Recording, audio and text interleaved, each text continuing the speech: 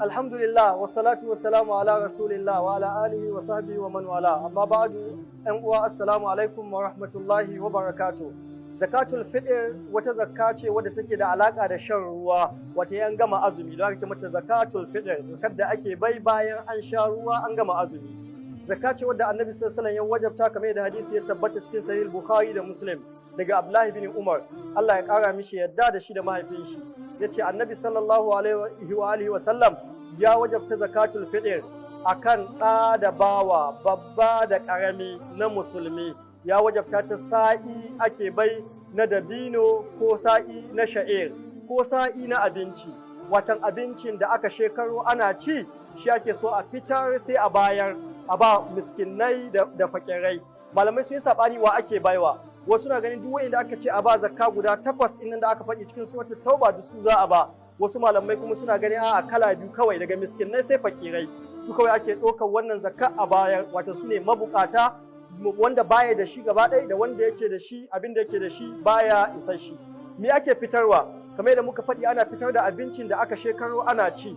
Ana ba da wannan zakkan ne tana magani guda biyu, kamar da hadisi ya inganta cikin sunan Abi Dawuda. Na farko tuhuratan lisa'ib, tana tsarkake mai azumi daga yasassan magana da ƙananan zunubai da yayi.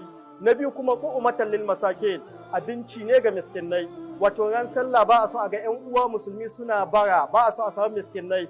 Sai musulunci ya ce an wajabta ma kowa ya bayar, in dai abinci ne suke fita bukata, to ran sallah ga ya an ba su.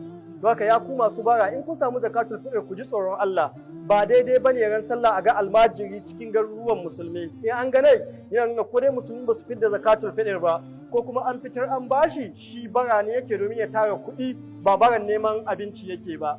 Kowane musulmi ne zai bai, kowane musulmi zai fitar da sa'i ɗaya, wannan shine girman sa'i ɗaya, irin wanda ake sayarwa kasuwa, ko kuma mudu guda 4, wannan shine mudu guda 4. Idan za a bayar, za a cika ne, za a cika mudu, za a cika sa'i ɗaya ne. In mudu ne kuma za a cika mudu. Inda babu wannan abinda an mudu dama min madda ya mudu, wanda ya miƙa hannu ne, mutum matsakaicin mutum idan ya miƙa hannaye ne haka aka cika, to shi zai cika wannan. Mutumin da ba babba ba sosai kuma ba ƙarami ba sosai, don haka sai a cika wannan da hannu so 4 na shinkafa ko dabino ko inabi ko zabibi ko wani abinci da yake da sauƙin ci, irin wanda ake ci ran sallah.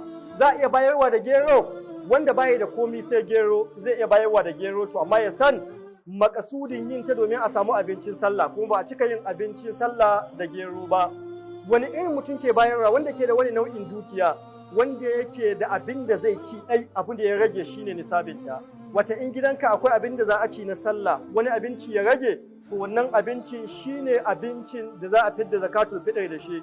Mai gida yana fi samma kowa cikin gidanai, kowa yana fi sama wanda yake ciyarwa, duk wanda yake kai ne wajibi ka ciyar da shi, zaka fi san mai zakatul fitr. Har jariri in akwai, in dai an haifi jaririn kafin rana ta faɗi ran azumi na ƙarshe, to za a fi san mai zakatul fitr. In akwai ciki fa, Imam Ahmad ya ce ya so a fi san ma ciki. Ibn Qayyim ya karfafi wannan magana cikin Zadul Ma'ad cewa ana fi san ma ciki in akwai shi, in dai an busa mai rai sai kasance shi ma an fi san mai, domin abinci ne ake son miskinai su samu. Wasu idan suka auna zakatul fitr sai su girgije, ba a girgijewa, cikawa ake yi, domin mudu aka ce ka bai. In ka je kasuwa sayan mudu aka girgije zaka ce baka so wanda aka girgije. Allah ya ce wa taj'aluna lillahi ma takrahuna, kuna ba Allah abinda ku ba ku ansa. Idan ka je kasuwa ka ce to ga mudu za a baka, zaka ce a baka so sai an cika. Za kai ma ka cika ka baiwa Allah sai miskinai su samu abinci. 4 da wannan ko kuma 1 da wannan, Allah ya karɓa muna, Allah ya sa mu yi saboda shi. Ana ba da ita ne kafin a je sallah. Yanzu da ake COVID-19, yanzu mutane suka fi tsananin bukata.